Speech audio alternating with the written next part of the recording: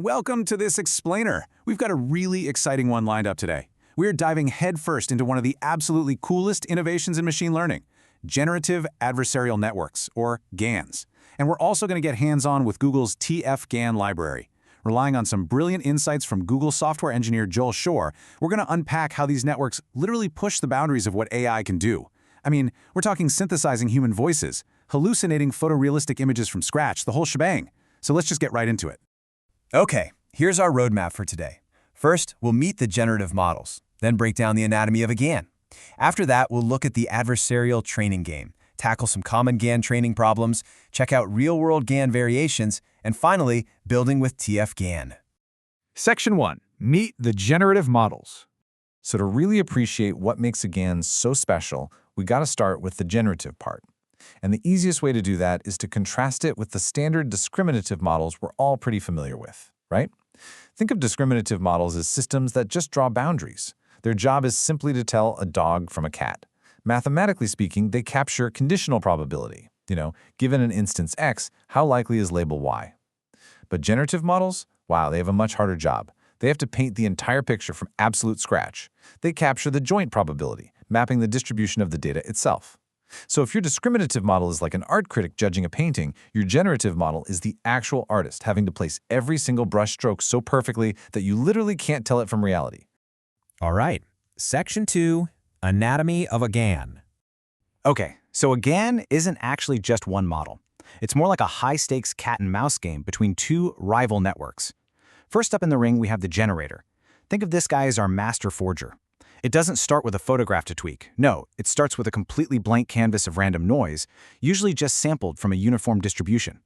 And through training, it learns to transform that random noise into a highly realistic masterpiece, maybe a face, maybe a handwritten digit.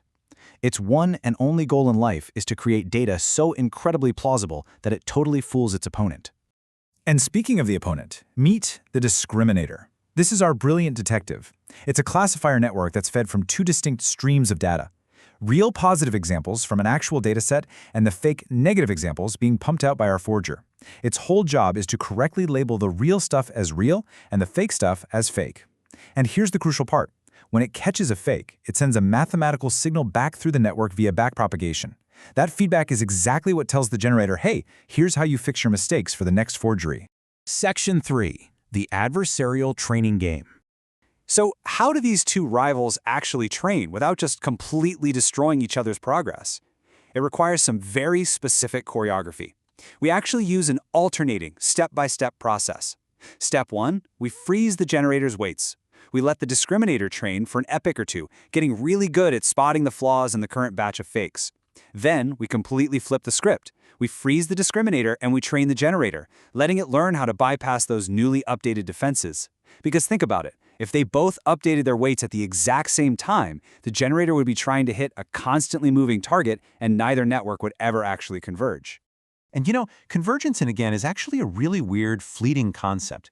Think about this for a second. What happens if the generator achieves absolute perfection, like the fakes are completely indistinguishable from reality?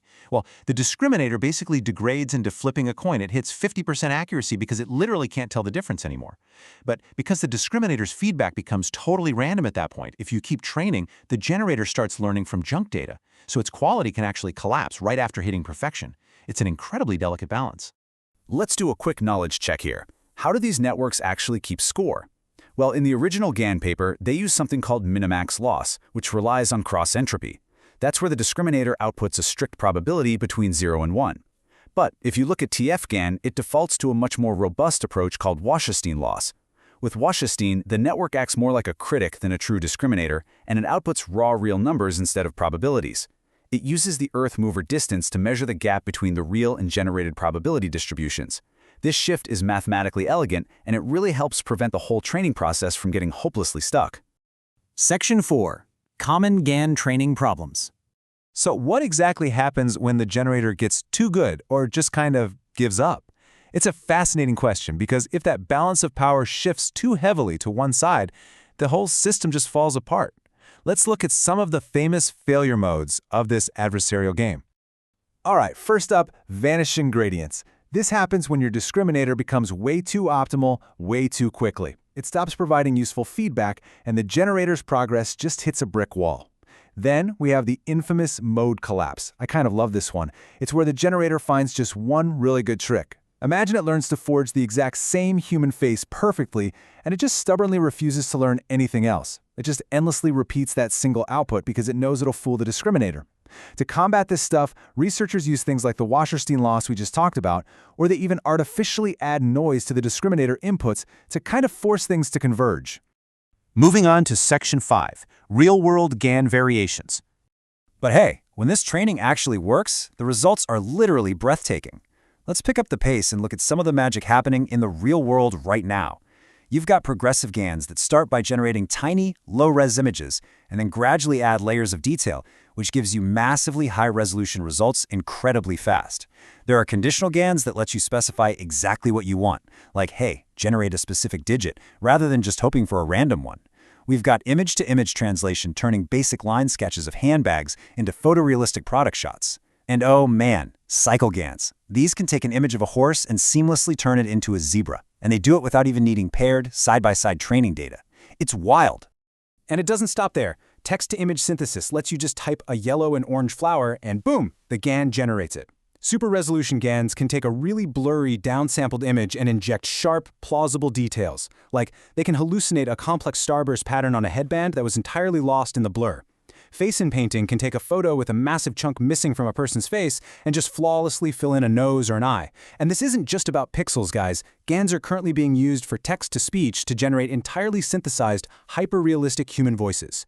Section 6. Building with TF-GAN.